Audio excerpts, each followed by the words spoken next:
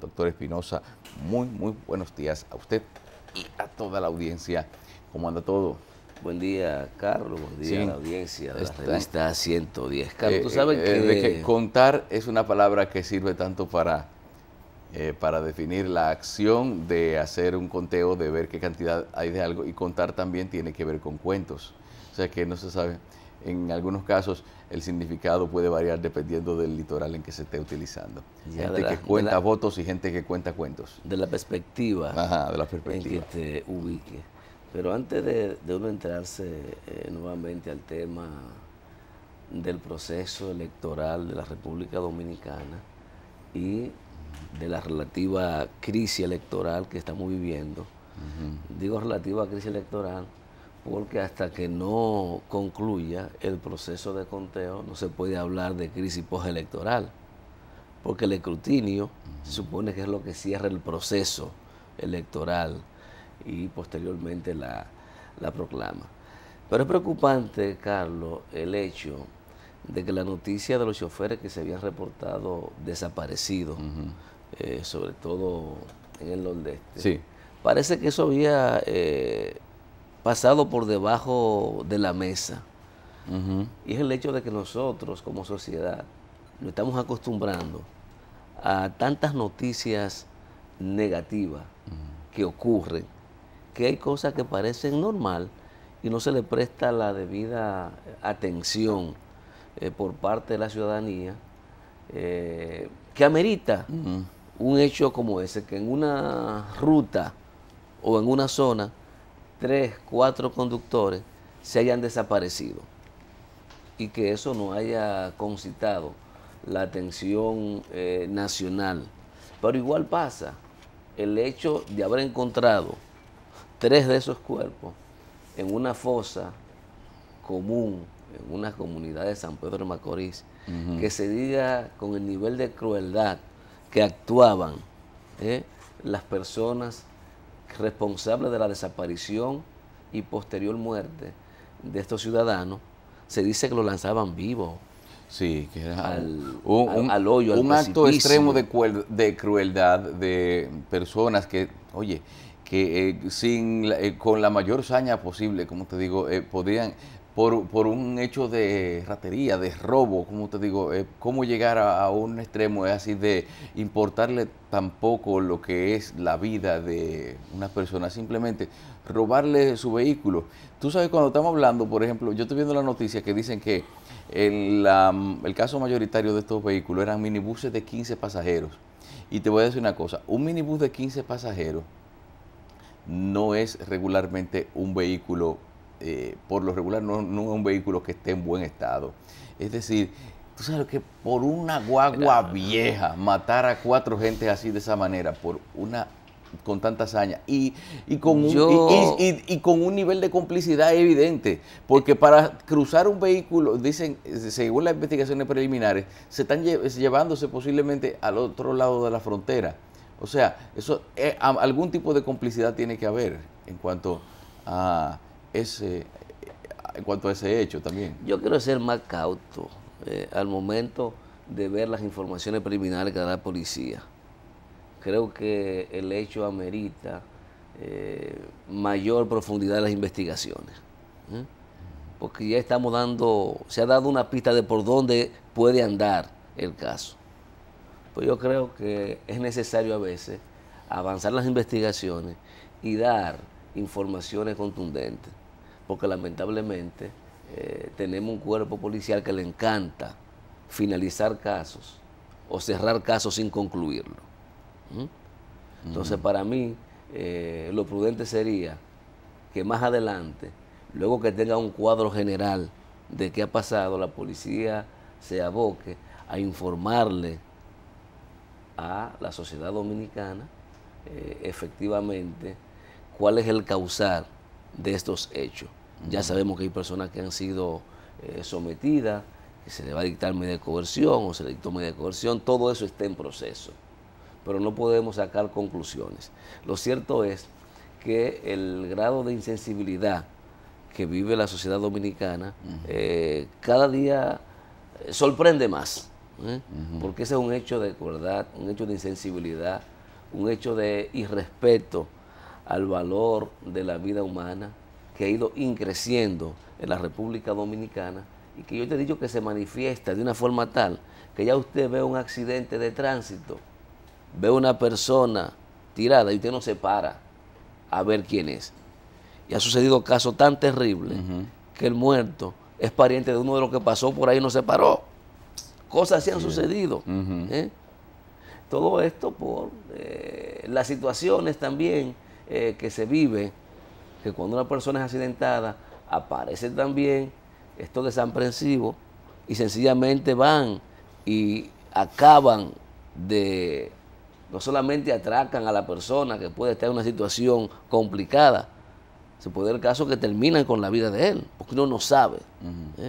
Entonces todo este maremoto de inseguridad, de insensibilidad, uno no sabe dónde va a ir la sociedad dominicana, con tantas situaciones de irregularidad, tantas manifestaciones de enfermedad social que tenemos y que parece que no nos damos cuenta o que definitivamente estamos condenados a acostumbrarnos a convivir con ese tipo de comportamiento atípico que estamos registrando de manera permanente en la República Dominicana. Y independientemente, digamos, de los esfuerzos que hacen las autoridades por convencer a la sociedad, en términos estadísticos, de que la inseguridad ha disminuido, lamentablemente, los hechos dicen lo contrario.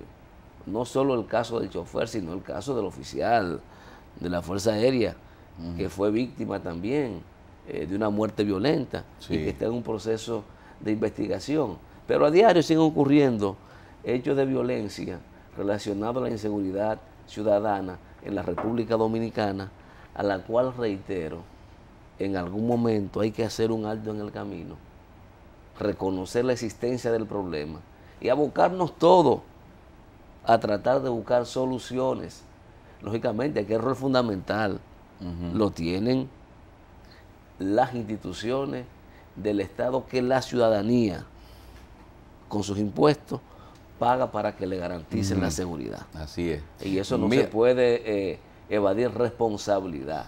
Y es tiempo ya de que nosotros hagamos un alto en el camino y veamos realmente el tipo de sociedad que estamos construyendo, hacia dónde va.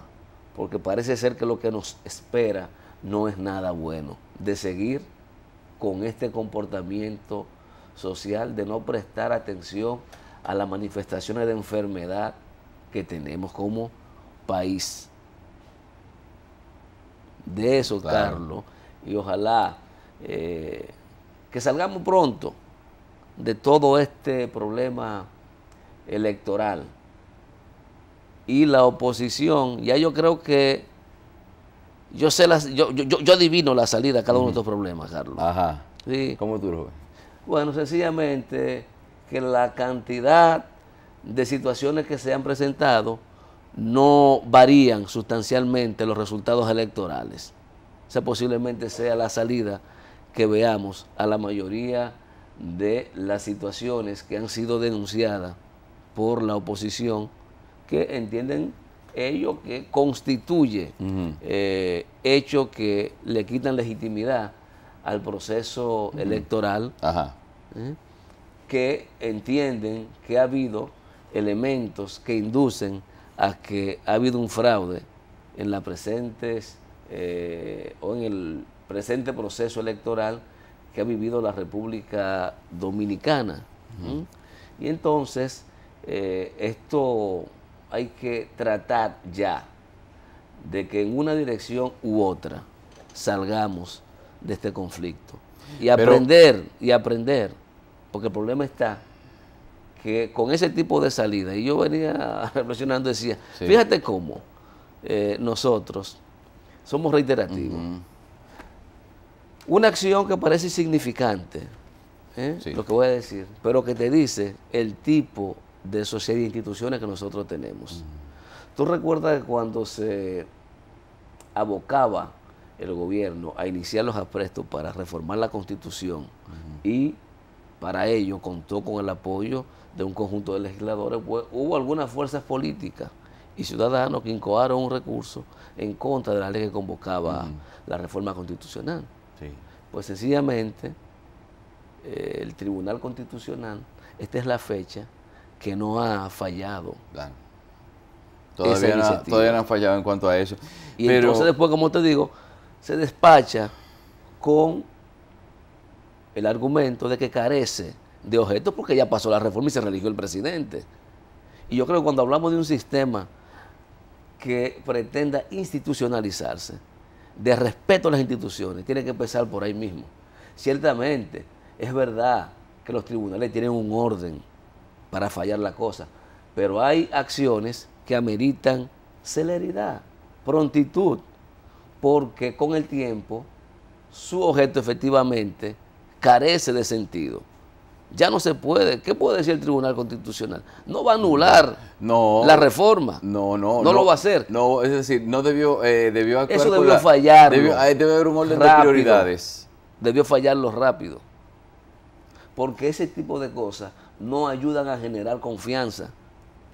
Independientemente sí, pero si legalmente no existe la atadura de que les indique que deben actuar rápido, también eso es algo que ellos lo utilizan a su favor. No es que a su favor, es que también el sentido común. Porque eso lo que sí genera es de confianza.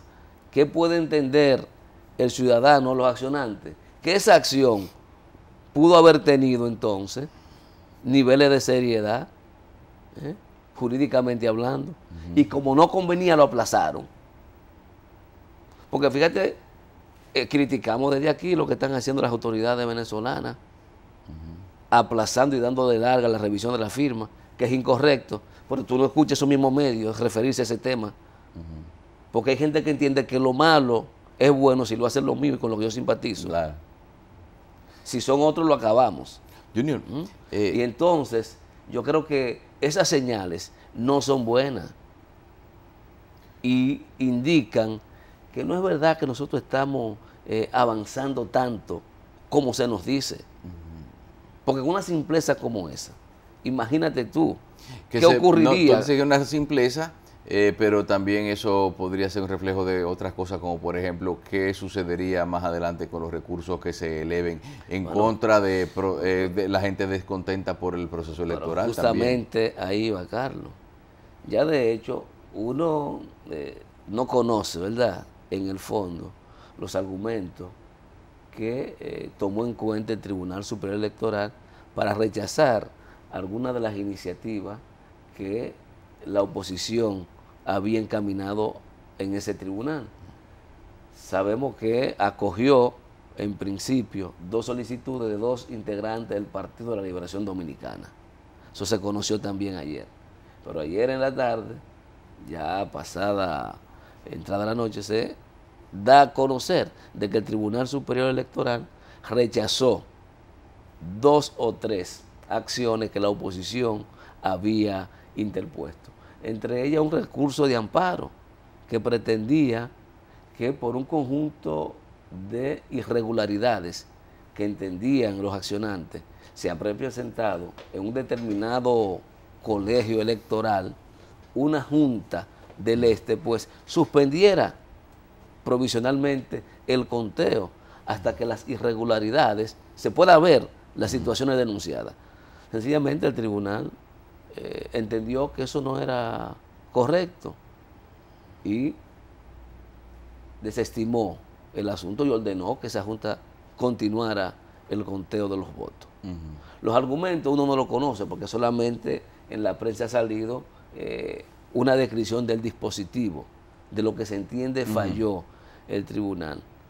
Esas son de las cosas que te indican por qué la oposición no tiene la suficiente confianza en ese órgano electoral. Bueno, porque lamentablemente lo que han vivido los partidos de oposición con los conflictos que han tenido y que han llegado a ese tribunal es penoso.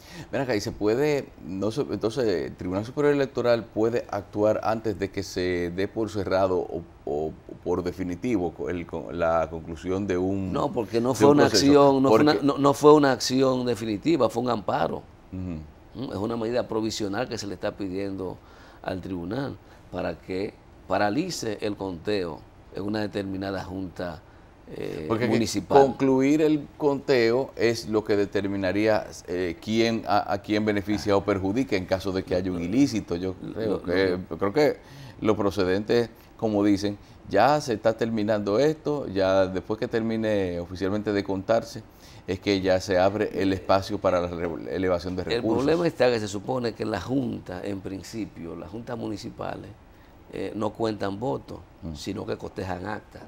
Y entonces hay muchos colegios que evidentemente no se terminó el conteo. Ah, porque lo que estaban haciendo la Junta Muchos del colegios Distrito que era... cerraron, entonces, ¿dónde tenían espacio?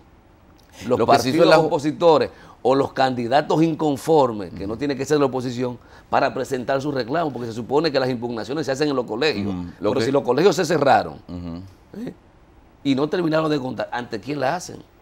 Entonces lo que hicieron en la Junta del Distrito fue, el conteo que se hizo ahí era porque no había acta, porque había que generar un acta con respecto a eso. Están haciendo ese conteo sin inicio, se está haciendo el conteo. No es algo que, o sea, no es algo que esté establecido legalmente que se deba hacer en cada Junta. No, que en municipal. principio quien hace eso es el colegio, pero una vez concluido el proceso, el colegio se desintegra tan pronto entrega su trabajo. Oye, ¿qué nivel de culpa pueden tener los que están ahora quejándose de, son las víctimas, pero ¿qué tanto se habría evitado si ellos hubiesen tenido la persona dispuesta a, en cada mesa, como lo establece la ley, de que cada cual tuviera su delegado para, en el momento en que se estaban llevando a cabo el conteo de votos, hacer constar que se estaban ocurriendo esas irregularidades? Porque están hablando de cosas como Carlos, si nadie del partido lo hubiera visto.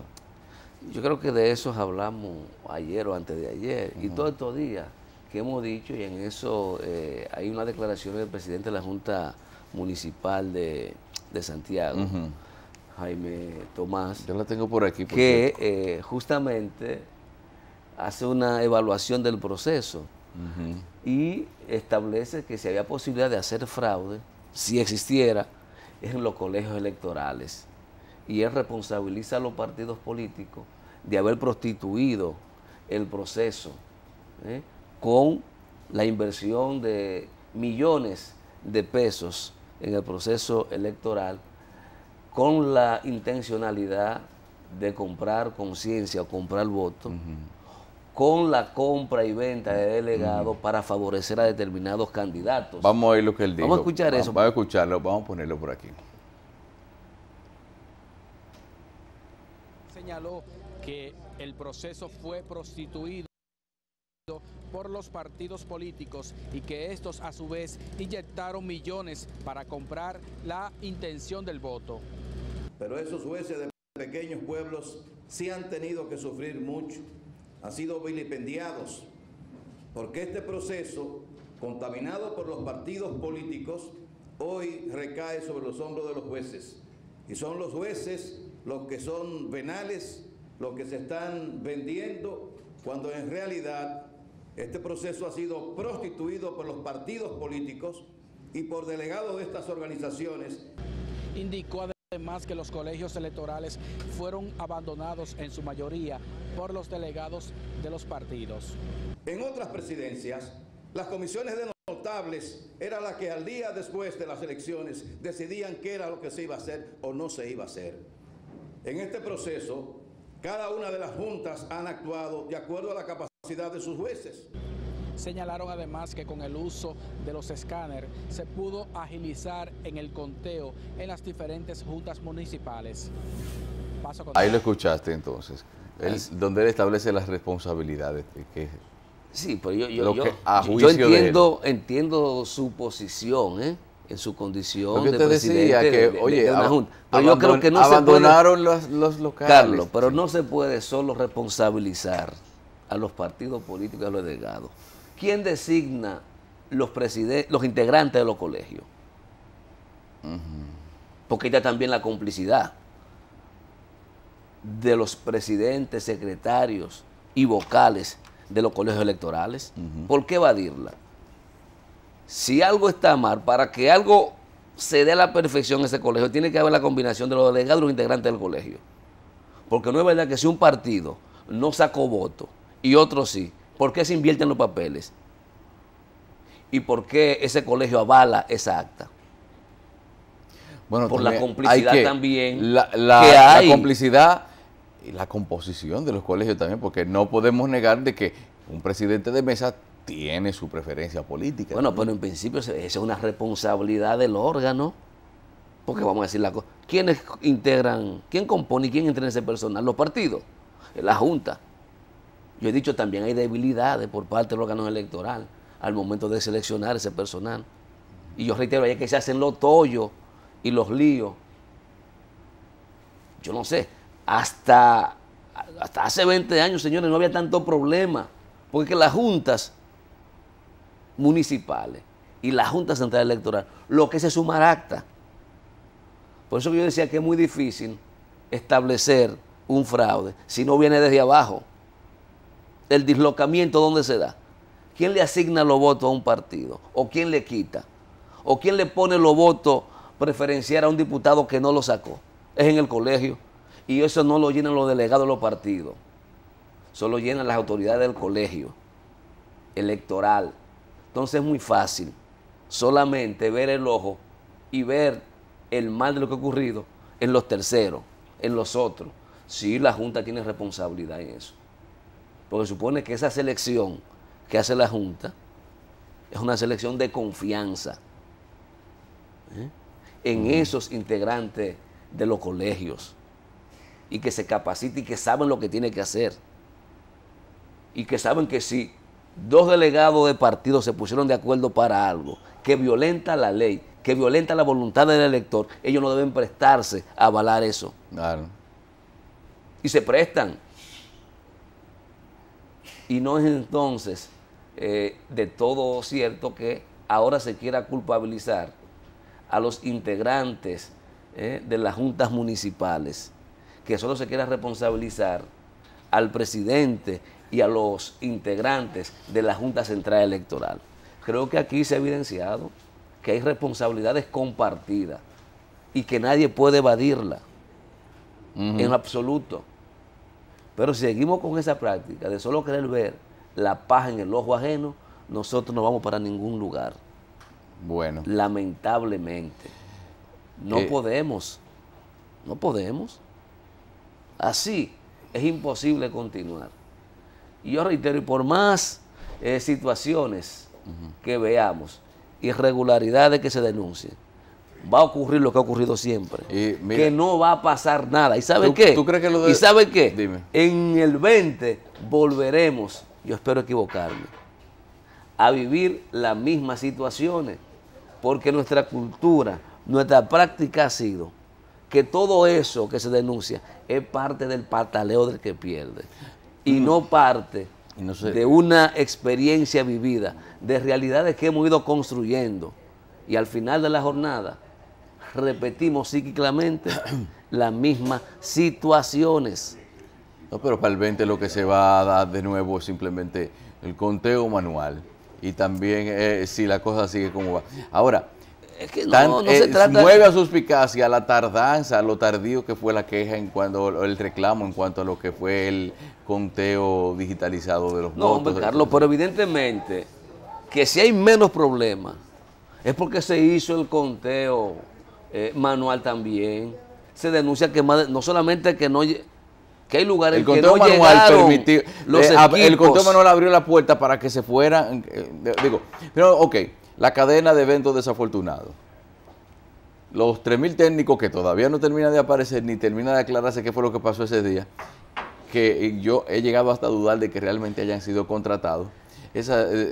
Se atribuye a un grupo de gente que nadie conoce el que no se pusieran a funcionar unas máquinas y que a fin de cuentas... Yo reitero, eso tiene el presidente de la Junta que aclararlo. Él fue Entonces, que dio el tema, eso- dio la información. eso- Hay 3 jueces de la Junta que desconocen la situación. Entonces, el presidente en algún momento, luego que concluya la investigación, le deberá decir al país qué fue lo que ocurrió. Carlos. Entonces después viene que por esa, como a consecuencia de eso y otras cosas más, vienen que tienen que contar los votos manuales. Entonces, al tener la obligación, vamos a decir, de ponerle la mano al acta y de tener que hacer las cosas como se hacían antes, Es que o de un método que no era el que estaba previsto que se hiciera, ahí se abre la oportunidad también de hacer los cambios. El problema no es el método, es la actitud. Es una sociedad que está dañada, una sociedad de cómplices, una sociedad que el búsqueme lo mío se manifiesta en cualquier esfera. Eso es lo que no queremos admitir. Por eso es que yo sigo insistiendo que aquí el problema no es que el conteo sea electrónico, no es que el voto sea electrónico o manual. El problema no es que dictemos leyes, el problema es que hagamos conciencia de que hay que cumplirla. Claro. Ese es nuestro principal problema. Pero nosotros vamos a seguir divagando y haciendo 1000 pactos. Y el pacto esencial lo estamos perdiendo de vista. Y eso solo se logra cuando las autoridades mandan señal de compromiso con la institucionalidad, con las leyes que ellos votan. ¿Cuántos integrantes de colegios electorales se han sancionado en República Dominicana? Por prácticas como esa, que no son nuevas. ¿Cuántos? Ninguno. Y entonces, Así no hay régimen de consecuencias. no hay régimen de consecuencias. Vamos a una pausa. Pero tampoco el beneficiario hoy es el que mañana se va a coger si es en contra de él. Porque yo tengo mis buenos preferidos y mis malos favoritos. Claro. Eso es lo que pasa. Vamos a la pausa, volvemos con Félix de Sena en un instante. Muy bien, señores. Junior, Bien, Carlos. ¿cómo siguen las cosas? Mira, pero ahí, con relación a la denuncia que hace los 6 ex candidatos, hay una que tiene que ver con la cantidad de concurrentes a los colegios y la cantidad de votos emitidos. Digo, ahí de nuevo la responsabilidad no es ni los delegados de los partidos políticos, sino de los directivos del colegio. La ley establece un procedimiento cuando esos casos se dan. Si es así como ellos dicen, que el encargado de resolverlo son las autoridades del colegio, que sencillamente, por eso se cuentan las boletas, sin destaparla, sin desdoblarla, antes de hacer el conteo oficial, para comparar que la cantidad de electores concurrentes coincida con la cantidad de votos emitidos. Cuando eso no es así, que haya más claro, o menos votos que la cantidad de concurrentes. por eso Todo tiene el que cuadrar. procedimiento establecido es que se toman nuevamente todas las boletas, se meten a la urna, se baten y se sacan las que están de más antes de contarlo. ¿Se saca? Se sacan las que están de más aleatoriamente antes de proceder al conteo oficial, antes de identificar a qué organización o movimiento político le corresponde. Pero si eso no se hace en el colegio, ¿dónde se hace? Porque están contados. Validar, ¿cómo se validan esos Que votos? todo lo que pasa por muchas manos se adultera. Eso es... Pero no hay una situación de hecho, eso le corresponde al colegio. Pero las autoridades del colegio contaron todo lo que había en la urna y dan un resultado. Y no cumplieron con el procedimiento. Y ahí no había nadie. ¿Cómo se corrige esa Y situación? hay nadie que se diera cuenta de eso. Porque, espérate, Pero lo que tiene que en darse un momento cu- donde hay mucha gente votando, puede... Carlos, es que Pues quien el tiene que que darse posibilidad- cuenta de eso son las autoridades del colegio. Lo que te estoy diciendo, no todo es responsabilidad de los delegados políticos, sino también del colegio. Ese tipo de denuncia, claro que hay que investigarlo y tomar las acciones de lugar en contra de lo que permitieron situaciones como esa. Te reitero, en el caso de los integrantes del colegio. Y parece una nota jocosa, pero parece que estamos en época de que todo el mundo pide revisión. Sí. Yo te decía que el precandidato demócrata Bernie Sanders, ha solicitado también un reconteo y revisión de los votos en la primaria realizada en Kentucky. Dice él que en más de 120 comunidades habrá que hacer eso, revisar todas las máquinas y las papeletas faltantes. Para que vean que nosotros vamos a la vanguardia, ¿sí? De las cosas que nosotros, no, son cosas que pasan en las mejores familias, déjame decirte de que no es un asunto solamente de nosotros. Yo no sé cuántos delegados. No se encuentra, pero es que yo te digo, habiendo una competencia, aunque Sanders quizás no sea el que más se mencione, tiene su gente. Entonces, hay que ver, es que él quizás tiene información de primera mano o quizás información privilegiada que le insta a aún seguir creyendo de que tiene posibilidades de ganar la nominación frente a Donald Trump. Lo que pasa. Bueno, de hecho, él ha sido bastante consistente, perseverante en esa dirección. A pesar de que Hillary está a menos de 85 delegados para completar la matrícula necesaria para ser la candidata, él entiende que tiene todavía oportunidad y está apostando todo a las primarias que habrá de ver ahora en California. Él está apostando todo a eso.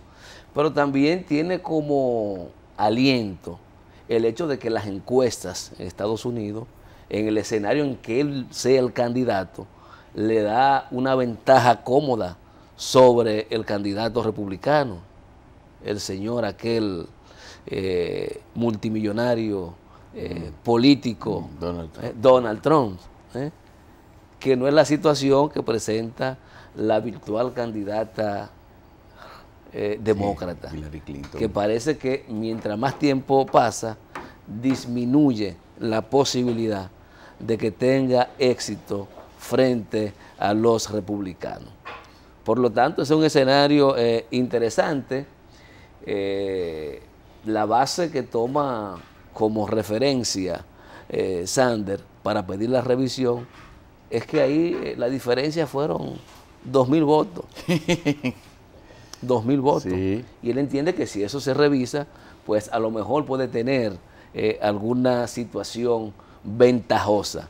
Y está apelando también, y parece tener sentido, a que los famosos superdelegados, que son autoridades, sí, puedan variar algunos de ellos su intención de voto, toda vez que él entiende que el que ganó en algunos estados deben ser beneficiados también por los superdelegados, sí, dándole su voto al ganador, tratando de que ahí se sintonicen con lo que es la expresión del electorado del partido. Eso es complicado, que elijan a una gente que dicen, ok, usted va en representación de nosotros a votar por fulano. Ese puede cambiar tiene la posibilidad, o no se establece legalmente que tenga un compromiso de llevar a cabo lo que decidieron esa gente que lo eligieron. No, que sea un voto personal. Ellos no están obligados a eso. Me dice Félix de Sena que la única vez que esos superdelegados han cambiado de intención fue en el proceso para la selección de Obama, que parece que tenían otra preferencia, la misma que tienen hoy, pero la situación que se creó lo obligó a cambiar, incluyendo los superdelegados de color, como le llaman, que apoyaban a Hillary, que finalmente se decidieron por apoyar a Obama. Pero ciertamente Sanders, independientemente de lo que ocurra, tiene que sentirse muy bien. Se ha convertido efectivamente en un fenómeno y una amenaza real, a pesar de la diferencia que hay, es una amenaza real para la Clinton. Pero lo que quería resaltar de eso es cómo también ahí se está pidiendo revisión para confrontar los resultados con la realidad. Pero hay otra situación que yo observé en el plano local, unas declaraciones del ministro administrativo de la presidencia, señor Peralta, que da cuenta, esto salió en un medio digital, creo que en almomento.net, de que la oposición trajo un técnico colombiano supuestamente para tratar de hackear la Junta Central Electoral. Eso dice Peralta. y que esa persona entró al país el 10 de mayo y se fue el 18. Que tienen informe, que ellos saben quién lo fue a buscar, saben en qué lugar estuvo alojado, pero que no pudo hacer nada y se fue. Yo no entiendo eso. ¿Cómo una autoridad, porque me imagino que la autoridad debe saber, como él, tiene una información de que una persona viene con la intención de cometer un ilícito y no es ni siquiera investigado? Ni siquiera hay información de que esa persona haya sido investigada. No, pero ¿qué se estaba esperando? Que cometiera el ilícito. ¿Y a qué viene esta declaración luego de que estamos inmersos en este proceso? Quizá la dejó, quizá en el haberla hecho en la oportunidad que debió hacerse, que fue antes del proceso electoral, pudo haber levantado un revuelo innecesario como de que, oye, el gobierno está adelantándose a pegarnos un asunto que podría ser falso. Es decir, por asuntos de la politiquería también hay muchas cosas que deberían denunciarse en su momento y no se hacen. No, lo que te estoy diciendo, hay demasiadas cosas más allá de la denuncia, ¿qué íbamos a esperar? ¿Que cometa el delito para actuar? Mira, salió una noticia de un infeliz en Herrera que dice que estaba tratando de hackear el sistema de la Junta Central Electoral. Ese tiene medida de coerción. Tiene medida de coerción, pero ¿tú sabes por qué está preso? Porque fue la Junta. Porque entonces, si el PLD le hubiera dicho a la Junta que actuara en ese sentido, en cuanto al supuesto colombiano, al supuesto hacker colombiano, del cual no hay evidencia ni rasgos de identidad, debería entonces... la Junta era quien le tocaba. Ese es un argumento de último minuto para tratar de quitarle validez, protagonismo a lo que está haciendo la oposición. Porque lo que te digo es, si tenían esa información, debieron dar, aunque no la dieran a conocer, por lo menos investigar a esta persona y dar a conocer esa situación en el momento oportuno. Pero no salir con eso ahora. No hay ningún PLDista peleando. Claro, entre ellos. Entre ellos. Claro. Pero no hay ningún PLDista reclamando que les revisen los resultados tampoco. Déjame ver. ¿Hay alguno? Bueno, entre ellos, la cuestión de los votos preferenciales. Porque los lugares donde estaba cerrada la cosa han ido reconociendo que perdieron. Ajá. Han reconocido eso. El caso de Francis Vargas en Puerto Plata. Sí. Él reconoció su derrota. Pero lo cierto es que ha habido demasiadas anormalidades en este proceso, que al final lo único que tenemos que apostar es a que sirva de algo para poder encaminarse por un rumbo diferente en la República Dominicana. Porque te reitero, de lo contrario, volvemos a la misma situación para no volver a tropezar con esa piedra. Mira, Carlos. Sí, dime. Estuve observando, esto ya tiene que ver con el plano internacional, que parece que la situación de Venezuela va a jugar un papel importante en las elecciones del próximo 26 del mes entrante en España. ¿Y cómo tiene que ver una cosa? Ah, ya que... Sí, sí, ven acá, yo estuve viendo una afirmación como de que Podemos está con Maduro. ¿Cómo es eso? Bueno, Podemos no ha negado nunca que durante mucho tiempo estuvo a favor con las acciones encaminadas por Hugo Chávez. No lo ha negado nunca. De hecho, hay acusaciones de que la administración de Chávez estuvo financiando a Podemos. Eso no ha sido demostrado todavía, pero eso se ha estado debatiendo en España. Y parece que uno de los elementos que utilizaron en la campaña pasada y que se va a reeditar es la relación y el apoyo que en algún momento Podemos ha tenido a este proceso. Y cuando te digo que va a jugar un papel importante, no es solo por el hecho de que el expresidente de España,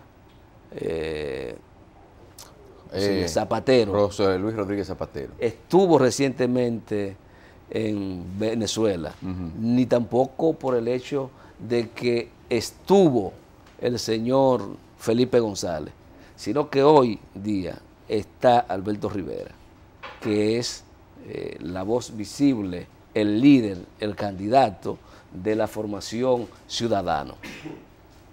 Está allá en Venezuela y evidentemente que todo esto, yo no creo necesariamente que sea porque le preocupe a toda la situación de Venezuela, sino por el beneficio político que pueden sacar de ello y tratar un poco de contener, digamos, el crecimiento que ha ido teniendo Podemos en la sociedad española, que ahora con la alianza que ha hecho con Izquierda Unida, pues según todos los sondeos, están próximos a desplazar definitivamente al PSOE.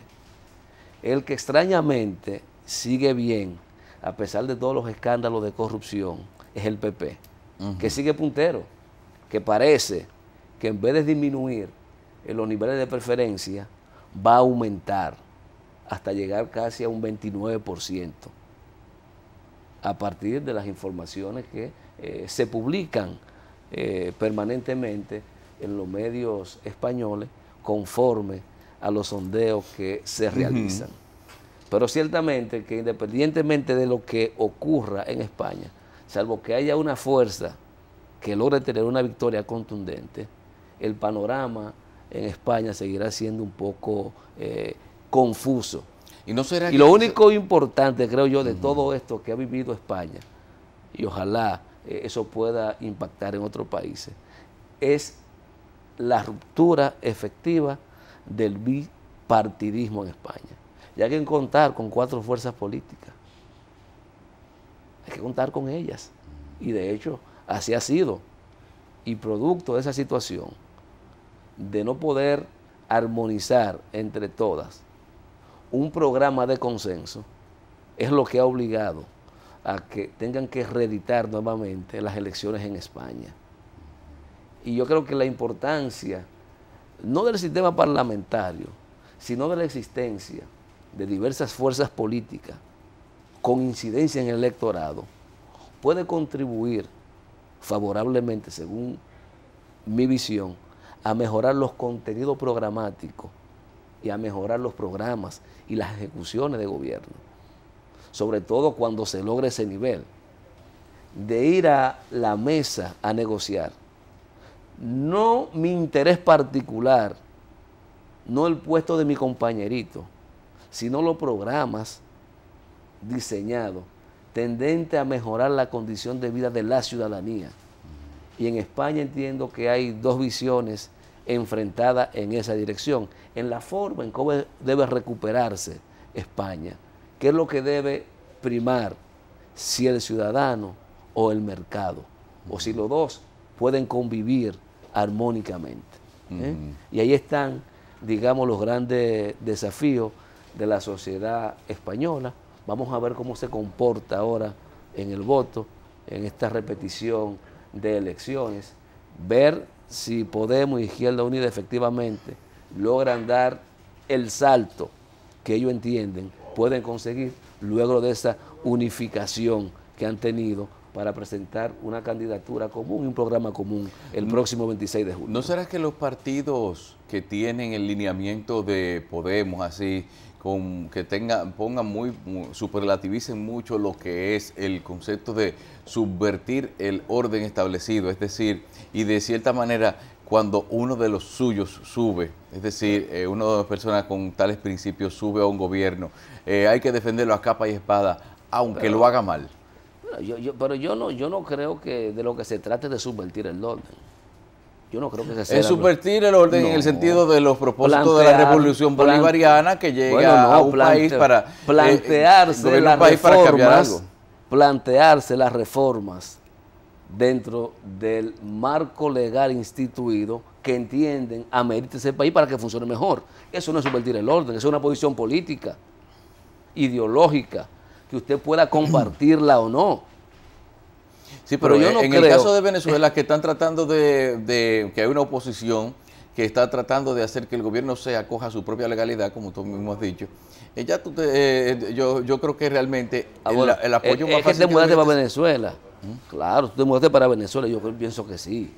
¿Qué Maduro? Es decir, tú puedes estar de acuerdo con alguien o apoyar una posición de un gobierno, pero si ese apoyo ya está rayando, pero apoyar a un gobierno aún a pesar de que éste esté tomando medidas, aunque sea uno de los míos, si está quebrando las leyes del país donde está ejerciendo su gobierno, ¿vale la pena seguir apoyándolo? Claro que no, lo que hay es que emplazarlo para que corrija esa situación. Y de eso hemos hablado aquí en múltiples ocasiones. En el caso de Venezuela, actualmente, yo entiendo que es un error de parte de la administración, estar aplazando el referendo, ganando tiempo para no hacerlo ahora, hacerlo en el 17 de manera tal que si Maduro es finalmente destituido por el referendo, quien asuma sea uno de los vicepresidentes del partido. Claro. De eso se está jugando, a ganar tiempo. Y yo creo que no. Claro. Yo creo que no debiera ya convocar el referendo, si eso va a ser la salida al problema. Pero además es un mecanismo constitucional que la constituyente consignó en la Constitución venezolana, que ha sido, digamos, la principal arma que han utilizado los bolivarianos para sustentar el sistema y la revolución bolivariana. Por lo tanto, con esa misma arma que ellos han defendido la revolución, esa misma deben ponerla al servicio de la ciudadanía, de lo que quieran expresarse, si quieren a Maduro o no. Si él tiene no apoyo, ¿de qué vale? Bueno, así es. Vamos a una pausa, volvemos en breve, les recordamos...